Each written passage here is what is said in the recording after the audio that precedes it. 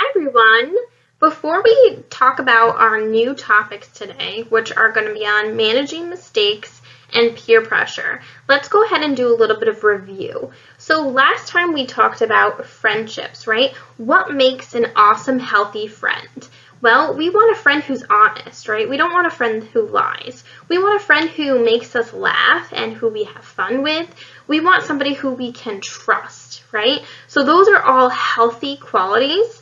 We don't want any friends that have unhealthy qualities, right? Because that wouldn't be a good friendship, a healthy friendship. So it's important that we have those healthy qualities in a friend. So today we're going to be talking about how to manage mistakes as well as peer pressure. And we'll get into what peer pressure means after we talk about managing our mistakes. So before we do that, let's talk to Wagner for a minute. What was that, Wagner? I think Wagner wants to say something. I do, Miss Sarah. I'm sad, mad, and embarrassed. Oh no, Wagner. Why are you sad and mad and embarrassed? Well, Miss Sarah, I made a mistake. Wagner, it's okay. We all make mistakes. Class, I want you to think about how many mistakes you have made. Probably a few, right? We all make mistakes. We just need to learn from them, Wagner, okay? It's going to be all right. Okay, Miss Sarah, I trust you. All right. So everyone makes mistakes, Wagner. Making mistakes gives us a chance to learn. So every time we make a mistake, we want to learn from that mistake, okay? Okay. So what was your mistake, Wagner? I was at Butch's pool party this weekend, and I poured hot sauce instead of ketchup all over my French fries. I never do anything right. The worst part was everyone laughed at me. I'm so glad you're in today's class today. Okay, because we're going to talk about how to manage those mistakes. So I want you to sit right in the back, Wagner, and listen as we learn what to do when we make a mistake, okay? Does that sound like a plan, Wagner? Sounds like a plan, Miss Sarah. All right, Wagner, just have a seat right back there. It's going to be all right. We're going to help Wagner learn how to manage those mistakes, okay? So when you make a mistake, it's easy to put yourself down, right? It's easy to make yourself not feel the greatest, right? There's a huge glare. Hopefully you guys can see me okay. All right, so how did Wagner put himself down? What did he say to himself? Well, he said, I never do anything right. How do you think Wagner feels about himself if he believes he can never do anything right? He feels bad and sad, embarrassed, angry. Okay, so instead of Wagner putting himself down, Wagner could say something to himself, such as, it's okay to make mistakes. How do you think Wagner would feel if he told himself it's okay to make mistakes? Well, he would feel much better, right? He might feel good about himself. Saying kind things to ourselves when we make a mistake will help us feel more positive. So now what we're going to do is we're going to look at a few statements that will make ourselves feel better about making the mistake, okay? So we're not going to put ourselves down. We're going to say comments like these. Okay, so before we look at those statements that will make us feel good about ourselves, let's talk about positive and negative self-talk. So what Wagner was doing before, when he said, I never do anything right, that is negative self-talk. So negative self-talk makes us feel bad about ourselves, right? So we want to make sure that we're using positive self-talk to make ourselves feel good about ourselves, right? We don't want to be mad at ourselves for making a mistake because mistakes help us learn. So instead of putting ourselves down, with negative self-talk, we need to use positive self-talk like these examples here. Say it proud. I want you right now to say all of these positive self-talk statements out loud to yourself, okay? I know it might get noisy in the classroom, but I want you to say this with me. The first one, here we go. We all make mistakes. Let's say it again. We all make mistakes. The next one, no one is perfect. Again, no one is perfect. The next one, mistakes help me learn. Let's say it again. Mistakes help me learn. The last one here, I will try again. Say it one more time with me. I will try again. So these are examples of positive self-talk. We need to stop giving ourselves negative self-talk, because what does that do? That just puts ourselves down, right? That makes us feel not so good about ourselves. So when we make a mistake, guys, I want you to use positive self-talk like these 4 statements here, okay? Okay, class, so now let's go ahead and look at our superhero strategy team, okay? First, let's look at Tada Dazzle, okay? Tada makes a silly mistake. She puts a smile on her face, extends her arms out to the side, takes a bow, and says, "Tada!" So, just the other day, Tada's glitter slipper caught the edge of the carpet, and she tripped and tumbled. The whole class turned to look at her. She put a huge smile on her face, took a bow, and said, "Tada!" She didn't run and hide or cover her face. Instead, she had fun with her mistake and took a bow. The class clapped for her. So again, these are all healthy ways to manage your mistakes, okay? So now let's look at super sorry. Sometimes our mistakes affect other people. If we make a mistake that hurts someone else's feelings, we should apologize. One time, super sorry mispronounced the new student's name. She knew she made a mistake and immediately apologized by saying, "I'm so sorry I mispronounced her name." So that is another healthy way to manage our mistakes. Now let's look at the next one. Okay, so here we have Captain Chit Chat. Okay, so Captain Chit Chat talks out her mistakes with a trusted adult. If she doesn't know how to fix a mistake, she asks an adult for help. Is asking an adult for help a good way to handle a mistake? Absolutely, yes. Okay, so let's go back and look at fabulous Mr. Fix-It. Okay, he works hard to fix his mistakes. He learns what he did wrong and works to make it right. When he made a mistake on his math homework, he learned how to do it right and fixed his mistake. This is another healthy way to manage your mistakes.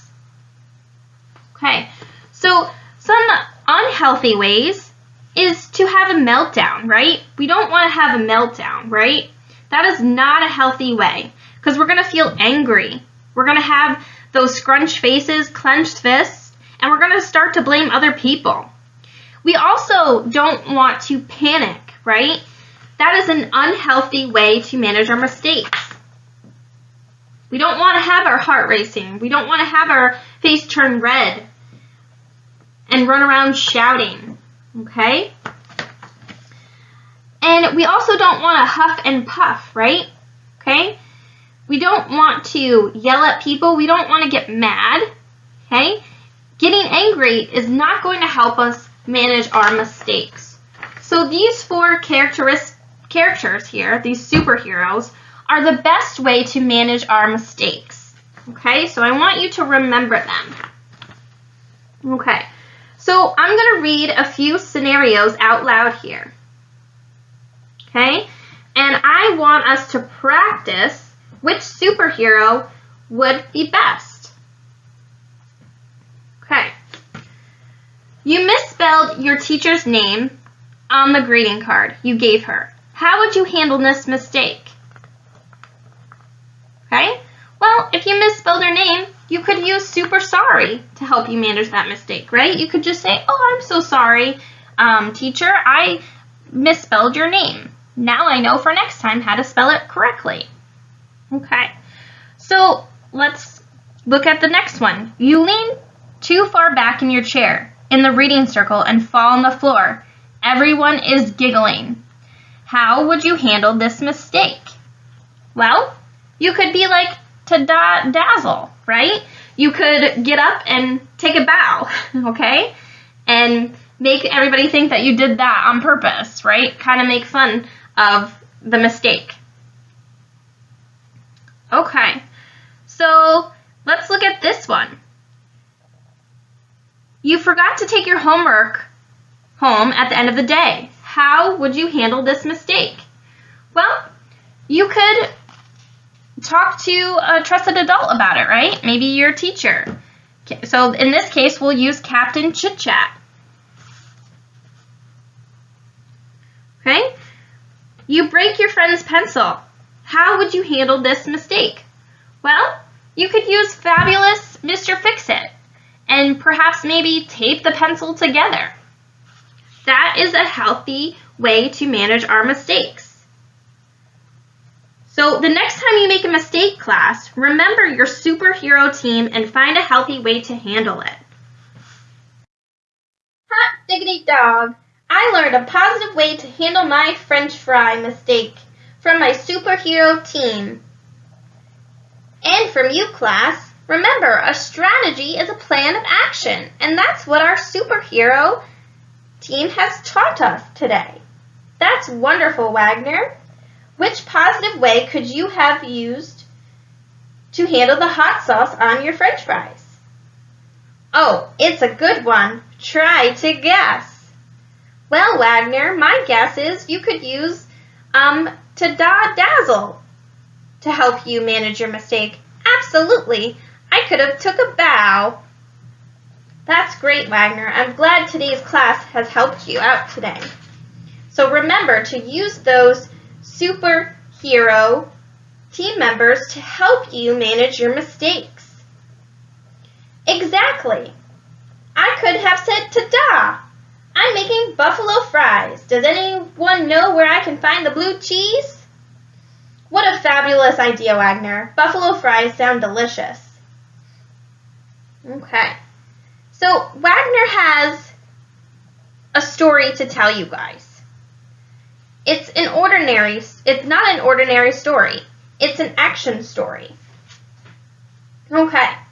So now we're going to talk about peer pressure. So here's the story. Okay. Let's begin. It was in the middle of a long morning. Wagner yawned. He looked at the clock on the wall. There were 15 long minutes until recess. The class copied what the teacher wrote. Sylvester wadded up a piece of paper. He handed the wad of paper to Wagner. Wagner hid it behind his back. Sylvester pointed to the teacher and motioned for Wagner to throw the paper at the teacher. Wagner stopped and he thought. Wagner stopped and thought. Then he looked at Sylvester and shook his head, no. Sylvester whispered to Pepper. Sylvester pointed to the teacher and motioned for Wagner to throw the paper at the teacher. Then Pepper nodded her head and put her thumbs up. She motioned for Wagner to throw the paper at the teacher. Wagner, stop. Wagner, think. Then Pepper flapped her arms like a chicken. Wagner, stop. Wagner, think.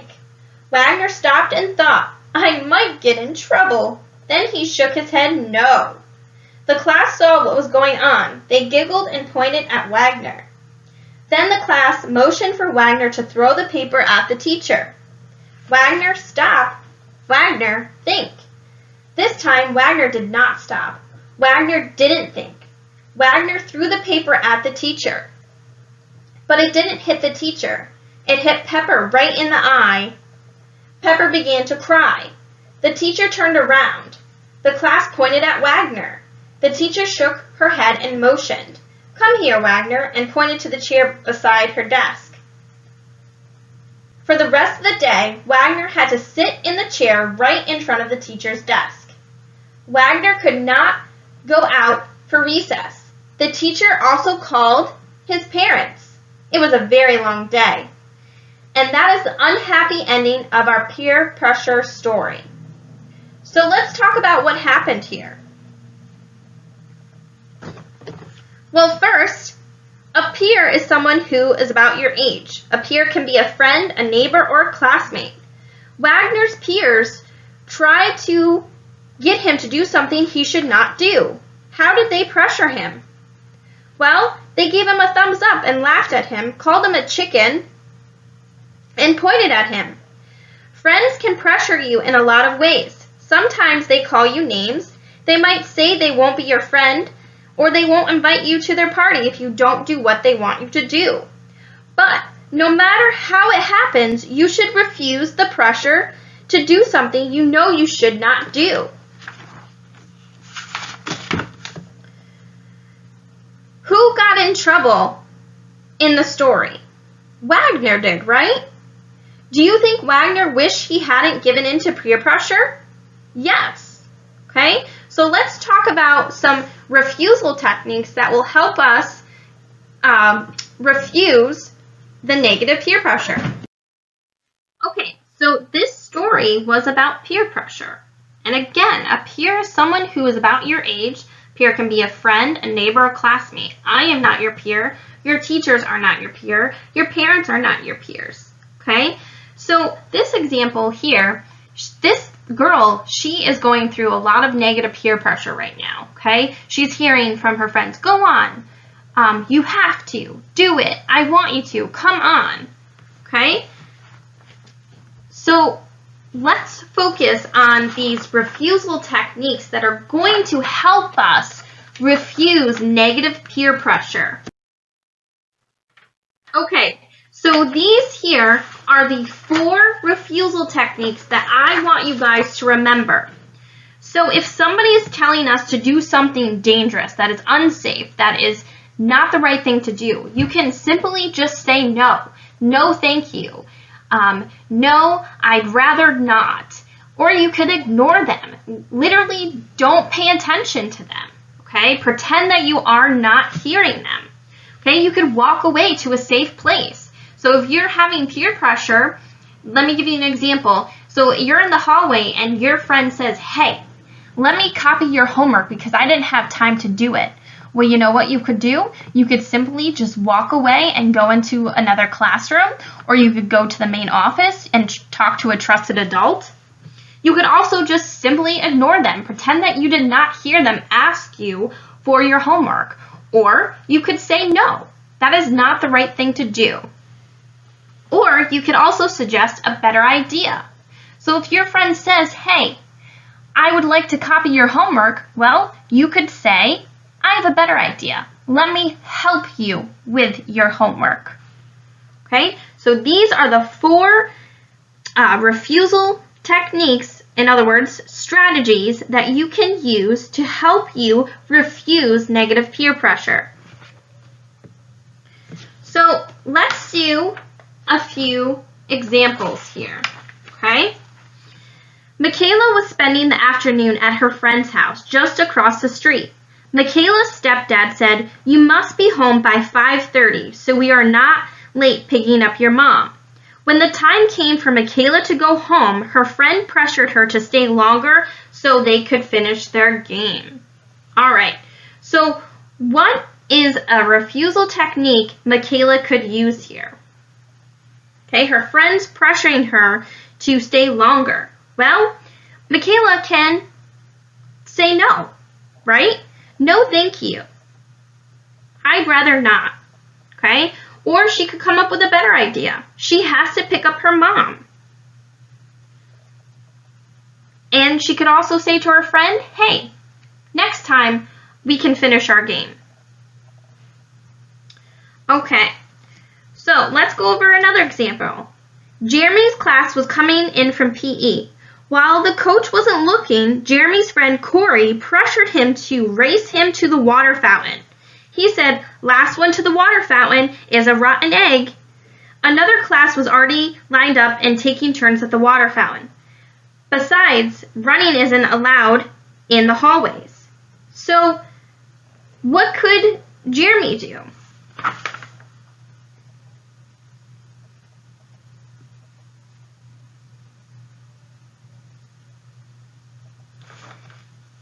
He could also say no, right? No, I'd rather not, because that's not the safe thing to do. Or he could just ignore his friend who's asking him to race to the water fountain. Okay, so those are the 4 refusal techniques, strategies that I'd like you guys to use, okay? So try not to forget those because they're going to help you as you grow up when you face negative peer pressure. So peer pressure impacts our decision making. It can either help our decision making or it can not help, okay? So we really focused on negative peer pressure today, but there is positive peer pressure as well. So those are 4 ways you can handle peer pressure: by saying no, ignoring, walking away, and suggesting a better idea. So if you have any questions, class, feel free to have a trusted adult email us at scazaprevention@gmail.com. We'd love to hear from you and we'll get back to you as soon as we can. Have an awesome day.